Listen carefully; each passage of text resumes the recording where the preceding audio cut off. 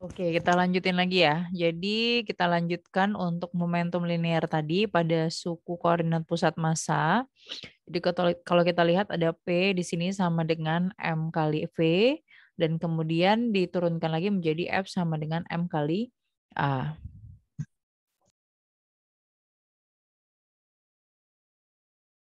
Kemudian kita lihat untuk momentum angular pada sistem partikel. Kalau kita lihat momentum untuk angular ya, momentum angular itu berarti sama dengan momentum sudut. Kalau misalnya kita lihat untuk momentum angular partikel itu lambangnya L sama dengan R cross P, artinya dia perkaliannya skalar. R sama dengan P-nya tinggal ganti M kali R ya, R dot atau V, M kali V ini sama. Kemudian pada sistem N partikel, pada sistem N partikel, momentum angular total L terhadap titik asal dapat dinyatakan dalam perjumpaan vektor. L itu sama dengan sigma, K-nya awalnya 1, batas atasnya N, sigmanya, kemudian juga RK cross PK, kemudian sama dengan sigma dari K sama dengan 1 dikali N, PK-nya tinggal diganti dengan MR, itu ya di sini. DL per DT berarti kita menurunkan momentum angular terhadap waktu, sehingga di sini persamaan yang timbul itu adalah, bentar ya. Nih ya. Jadi yang timbul adalah rumus untuk torkanya ada RK dikroskan dengan F ditambah RL cross FLK-nya. Kemudian untuk persamaan tersebut berharga 0 jika gaya internal yang dimaksud adalah gaya sentral. Jadi DL per DT sama dengan sigma dari RK cross FKE. Jika torka pada partikel ke K itu disimbolkan dengan dengan tau ya, tau K, dan torka total ditimbulkan dengan tau, maka dapat dinyatakan bahwa DL per DT itu sama dengan sigma K terhadap N sama dengan 1. Sehingga kalau kita bisa analogikan sebenarnya dari perumusan rumus yang tadi bahwa turunan dari momentum angular terhadap waktu itu menghasilkan nilai torkanya. Itu ya. Jadi ketika taunya sama dengan 0, maka DL per dt-nya juga sama dengan 0. Maka L-nya itu bernilai konstan. Makanya timbullah namanya hukum kekekalan momentum angular. Nah, jadi kita ke sini untuk kekekalan momentum linear. Jika sigmanya F sama dengan 0, maka P-nya konstan. Kalau momentum sudut, berarti dia urusannya dengan rotasi. Jika sigma taunya sama dengan 0, maka L-nya sama dengan konstan. Jadi F itu dihubungkan dengan P, dan torka atau tau dihubungkan dengan L. Itu ya untuk membedakannya linear dan rotasi. Sekarang kita ke gerak pusat massa. Kalau gerak pusat massa berarti memang banyak massa yang terlibat di dalam geraknya. Jadi kalau ada suatu sistem, ada N partikel banyak, ada partikel 1, 2, dan sampai N seterusnya, maka masing-masing dari partikel itu ada M1, M2, Mn, dan berada pada posisi tertentu. Dengan titik asalnya O, di tengah-tengah O, gitu ya. Jadi kalau misalnya sama seperti ini, bagaimana cara kita memahami dan menganalisis tinjauan sistemnya dari partikel yang memiliki masanya sangat banyak. Kalau misalnya kita lihat di sini ya, jadi ada M dikali dengan R sama dengan M dikali R juga, maka sigma K sama dengan 1 terhadap N, MK kali R sama dengan sigma K sama dengan 1 terhadap N, MK dikali RK. Sehingga kita peroleh bahwa R itu sama dengan MK RK per MK sama dengan sigma MKRK per M besar ya, atau M kapital. Maka R untuk turunan pertama posisi itulah kecepatan sama dengan 1/M dikali sigma MK kecepatan terhadap K, kemudian ada R dot ya. R untuk R itu sama dengan 1/M sigma MK untuk turunan posisi yang kedua terhadap K. Kemudian di sini ada gaya total. Kalau gaya total, tinjauan gerak partikel ke K bermassa juga ada MK, berada di RK dengan titik asal, maka gaya total FK yang bekerja pada ke K adalah jumlah total dari dua gaya. Ada gaya luar total yang bekerja pada partikel dan juga ada gaya internal total. Itu ya. Maka FK itu sama dengan FKE plus FKI. E itu mula-mula, E itu initialnya, MK, RK-nya adalah R turunan kedua, artinya ini adalah F itu sama dengan M kali A. Kemudian kita lihat ada torka total juga. Kalau torka total artinya bahwa DL per DT itu sama dengan sigma K sama dengan 1 terhadap N. Ada RK cross FKE. Itu merupakan torka atau momen gaya gaya luar dari FKE. Maka ruas kanan persamaan tersebut merupakan momen total dari semua gaya luar yang bekerja pada suatu sistem. Jadi jika tau sama dengan 0, DL per DT juga sama dengan 0. Kemudian ada energi kinetik sistem. Kalau energi kinetik sistem itu ada FKX sama dengan min do V per do X ya. Kalau kita lihat di sini. Kemudian ini ya, jadi kalau lihat energi kinetik sistem, endingnya adalah K plus V sama dengan E itu bernilai konstan. Maka besaran K adalah energi kinetik dan V adalah energi potensial.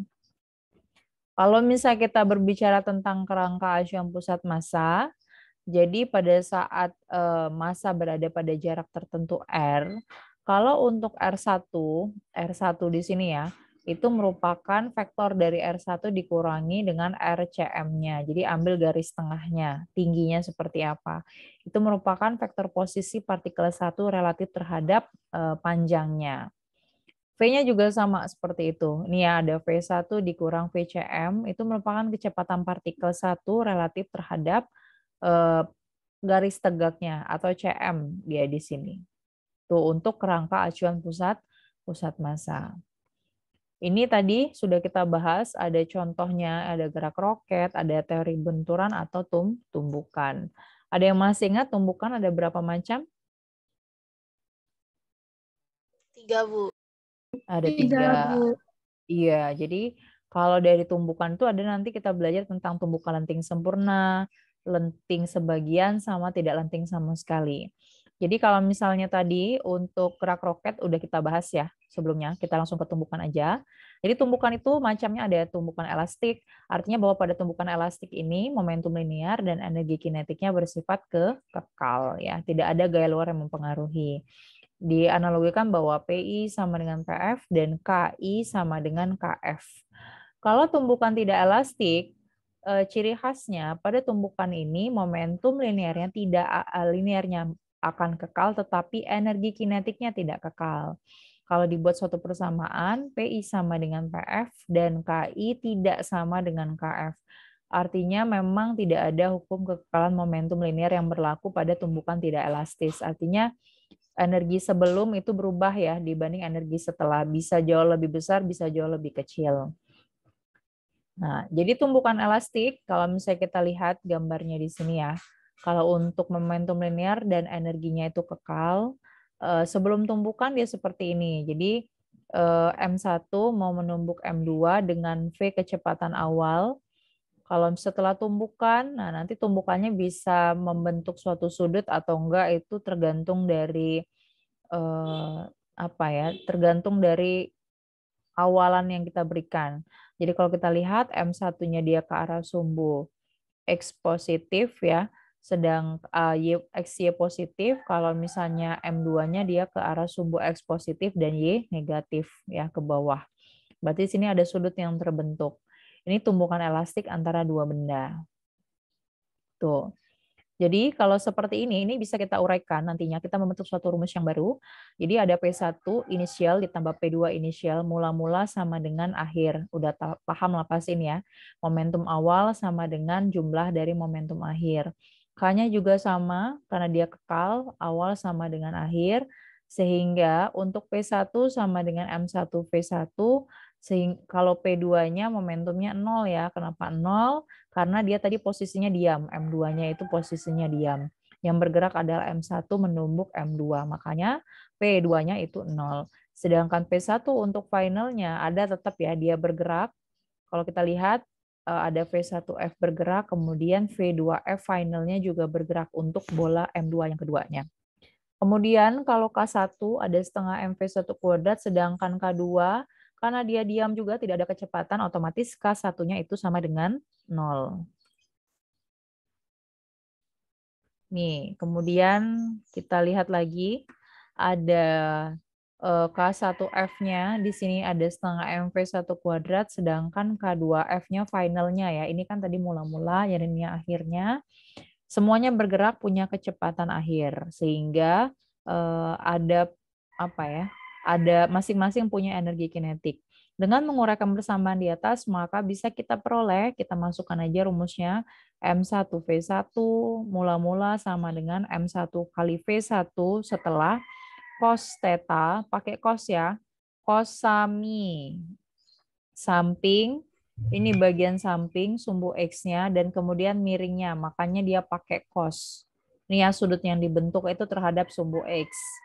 Kemudian untuk membedakan sudut satunya dia pakai lambang yang berbeda, dia pakai pesi di sini ya. Lambangnya dia pakai pesi.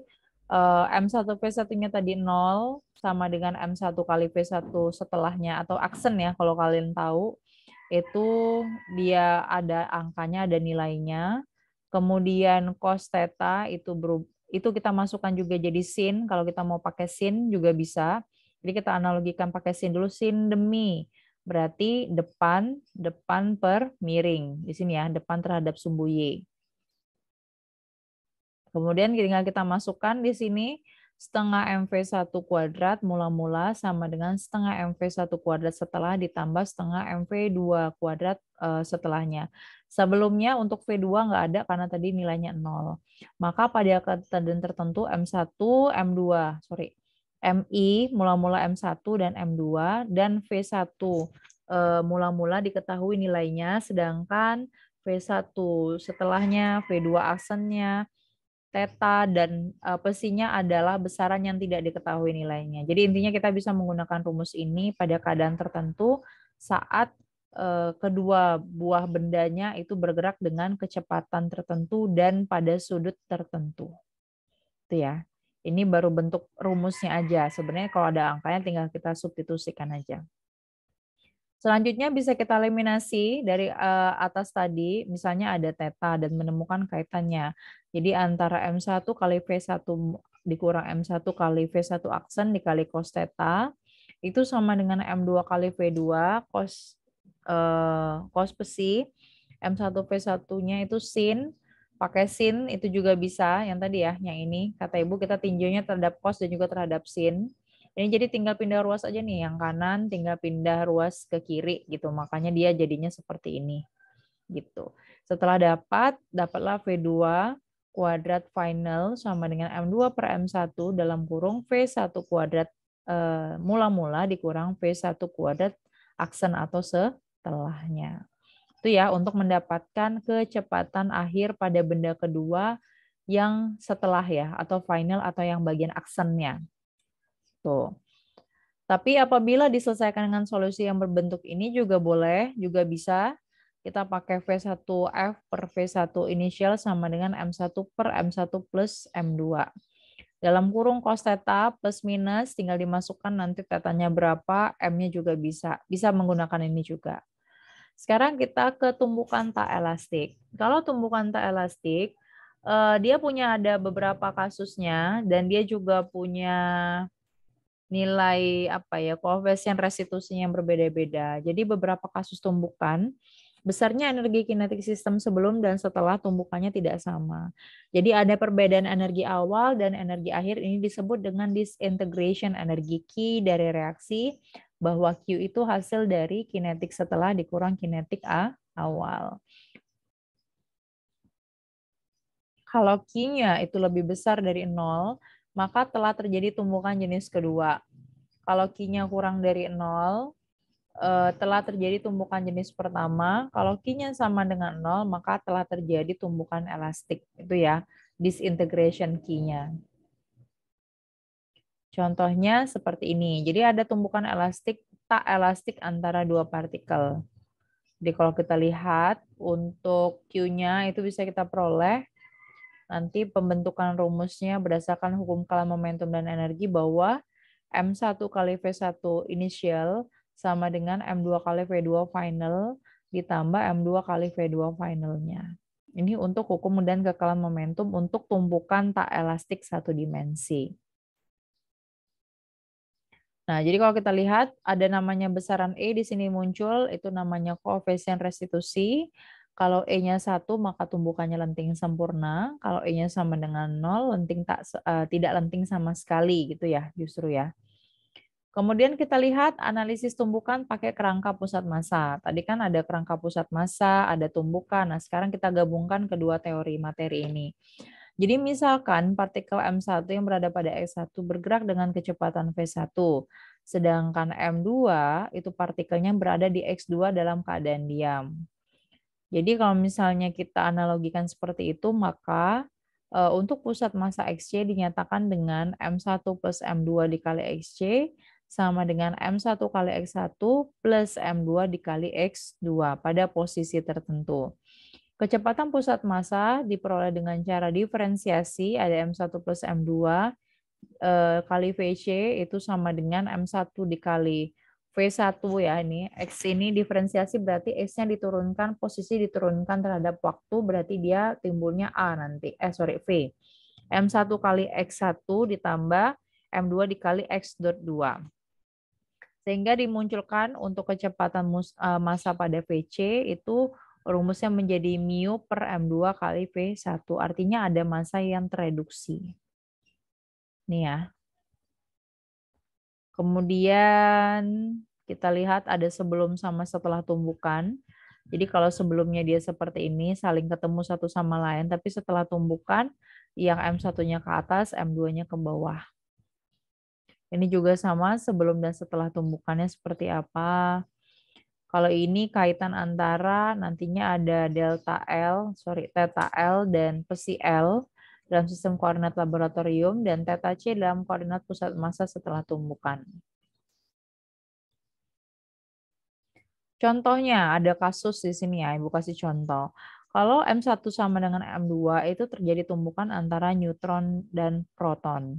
Neutron N, proton positif ya, netral kalau neutron ya. Jadi kita bisa pakai rumus yang tan theta L. Jadi kita pakai rumus tan theta L sama dengan sin theta C per 1 plus cos theta C.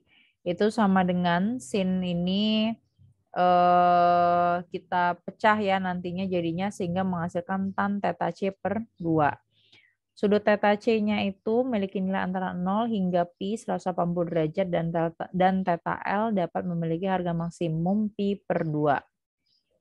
Kalau kasus B juga sama. Gimana kalau nanti M1-nya jauh lebih besar dibanding M2? Maka menggunakan rumus seperti ini.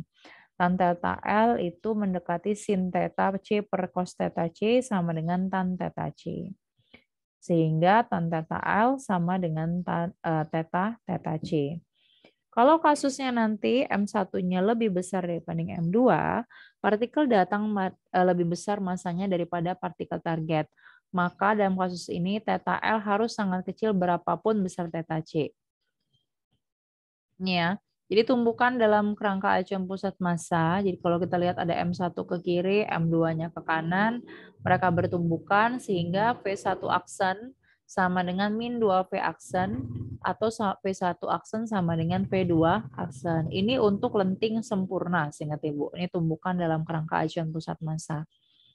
Kalau gimana kalau massa dua bendanya itu dalam suatu sistem partikel. Jadi kalau dia nanti masuk ke dalam sumbu XY ya, jadi itu udah beda lagi penyelesaiannya.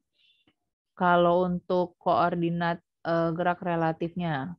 Nih ya, kita ke contoh soalnya aja langsung. Jadi ada sebuah meriam menembakkan peluru dengan kecepatan 20 meter per sekon. Meriam itu ditembakkan dengan menggunakan sudut 60 derajat terhadap horizontal. Pada saat mencapai ketinggian maksimumnya, pelurunya itu pecah menjadi dua sama besar dan masing-masing bernilai M. Pecahan pertama jatuh bebas, sedang pecahan keduanya terpental. Tentukan di mana pecahan keduanya jatuh ke tanah.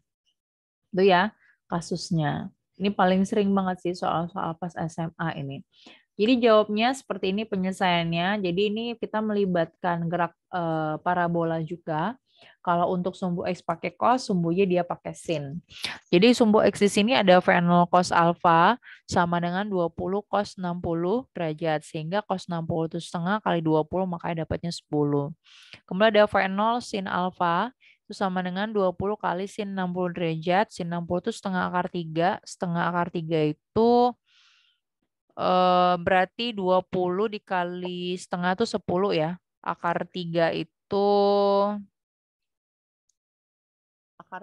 akar 3 itu 1,73 sekian gitu. Kalau pakai kalkulator. Makanya ketika kita kaliin sama 10 tadi ya dapatnya 17,3. Jadi pada ketinggian maksimum itu ada VY sama dengan V0 Y min GT itu sama dengan 0. Pada saat maksimum ya, kecepatan maksimum pasti 0 pada saat dia maksimum ketinggiannya. Maka T1 sama dengan V0 Y per G. Kita masukin angkanya sehingga didapatkan waktunya sebesar 1,77.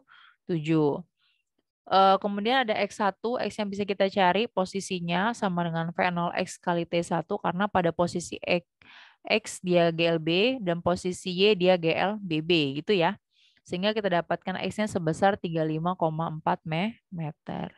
Lalu ada gerak pusat massa. Nah, kita masukkan ke sini kan tugas kita adalah mencari posisinya itu jatuhnya kemana ya, pecahan keduanya jatuh ke tanah. Kalau kita masukkan gerak pusat massa bahwa M dikali X pusat massa sama dengan MX1 plus MX2. Gerak pusat massanya, posisi pusat massa dianalogikan sama dengan X. Sehingga dimasukkan 2 dikali M dalam kurung 35,4. 35,4 tadi kita dapatkan X-nya ya. Tinggal masukkan aja, substitusikan. Sehingga didapatkan nilai pecahan kedua X-nya itu sebesar 70,8 dikurang 17,7 di jarak 53,1 meter. Itu ya. Jadi kalau misalnya kita lihat gambarnya tadi, berarti pecahan keduanya, ini kan pecahan ini kan gerak pelurunya ya, pelurunya sampai ke atas dia tumbukan, dia pecah, dan kemudian di sini M di sini yang dicari. Ya, jadi M ini pecahan keduanya itu kemana? Pecahan pertamanya jatuh di sini, pecahan keduanya jatuh ke sini. Ntar. Keduanya terpental. Oh ya, ini pecahan pertama dia jatuh bebas tuh. Nah, pecahan kedua dia terpental. Nah, terpentalnya itu di mana? Didapatkan sebesar 53,1 meter. Oke, selesai untuk materi yang ke-11 ini. Kira-kira, sorry, maksudnya materi yang pertemuan ke-10 ya. Sampai sini ada yang mau ditanyakan?